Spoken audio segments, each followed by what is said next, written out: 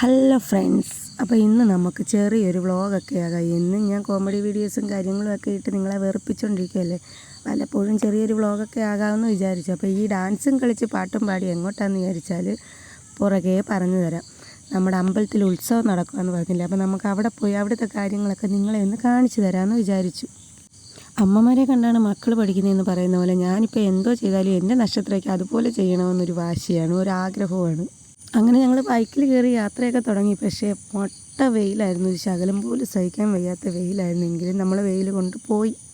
എനിക്ക് ഈ ഹെൽമെറ്റ് വെക്കുന്നതൊന്നും തീരെ ഇഷ്ടമുള്ള കാര്യമല്ല. പക്ഷേ നമ്മുടെ പോലീസ് മാമൻ നമുക്ക് വലിയൊരു തുക തരുമെന്നറിയാവുന്നതുകൊണ്ടും പിന്നെ വെയിലിനെ ഒളിക്കാനും വേണ്ടി മാത്രമാണ് ഞാൻ ഈ ഹെൽമെറ്റ് തലയിൽ വെക്കുന്നത്.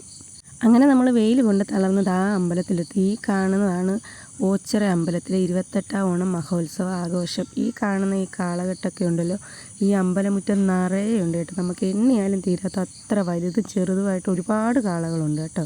കാളകെട്ടിലെ ഏറ്റവും ഒന്നാമനാണ് ഇതെൻ്റെ ഈ കാണുന്ന കാലഭൈരവൻ കേട്ടോ. ഫസ്റ്റ് കിരീടം അവർക്ക് തന്നെയാണ്. പിന്നെ ഞങ്ങൾ അവിടുന്ന് ബജ്ജി വാങ്ങിച്ച് കഴിച്ചു. ബജ്ജിക്ക് ഭയങ്കര എരിവായിരുന്നു. ഞാനൊരു ഫസ്റ്റ് ബൈറ്റിൽ തന്നെ ഞാൻ സ്റ്റോപ്പ് ചെയ്തു കേട്ടോ. ആദ്യത്തെ ഒറ്റ കടിയിൽ തന്നെ ഈ ബജ്ജി ഞാൻ നിർത്തി. പിന്നെ വെള്ളം വാങ്ങിച്ച് കുടിച്ചതിന് ശേഷമാണ് എൻ്റെ ശ്വാസം നേരെ വീണത്. പിന്നെ ഈ പച്ചപ്പട്ടാണി വാങ്ങിച്ചു കേട്ടോ. എനിക്ക് കപ്പലണ്ടി അധികം ഇഷ്ടമല്ല, പക്ഷേ പച്ചപ്പട്ടാണി കഴിക്കും. അത് കഴിഞ്ഞപ്പോഴത്തേനും നക്ഷത്ര ഐസ്ക്രീമിൻ്റെ മുന്നിൽ നിന്ന് മാറുന്നില്ല. പിന്നെ അവിടുന്ന് ടെൻഡർ കോക്കനട്ടിൻ്റെ ഐസ്ക്രീം വാങ്ങിച്ച് ഞങ്ങൾ 3 ആളും കഴിച്ചിട്ട്. എനിക്ക് ടെൻഡർ കോക്കനട്ട് ഭയങ്കര ഇഷ്ടമാണ് കേട്ടോ. അപ്പോൾ ഞാൻ വാങ്ങിക്കുവാണെങ്കിൽ അതേ വാങ്ങിക്കത്തുള്ളൂ. ഞാൻ എന്താണോ വാങ്ങിക്കുന്നത് അതേ അവരും വാങ്ങിച്ച് കഴിക്കത്തുള്ളൂ. 28ാം ഓണത്തിന് തുടങ്ങിയ ഉത്സവമാണെങ്കിലും ഞാനിതിപ്പോൾ 2ാമത്തെ വട്ടമാണ് വരുന്നത്. ഞാൻ ഇന്ന് സൺഡേ ആണ് പോകുന്നത്. ഞാൻ പോകുന്നതിൻ്റെ പിന്നിൽ മെയിനായിട്ടൊരു കഥയുണ്ട്. ഈ സാധനം മേടിക്കാൻ ആദ്യത്തെ ദിവസം വന്നപ്പോൾ എനിക്കിത് തിക്കിലും തിരകിലും പെട്ട് ഇതിൻ്റെ അടുത്തോട്ട് എത്തിപ്പെടാൻ പോലും പറ്റാത്ത പോലെ ആയിപ്പോയി.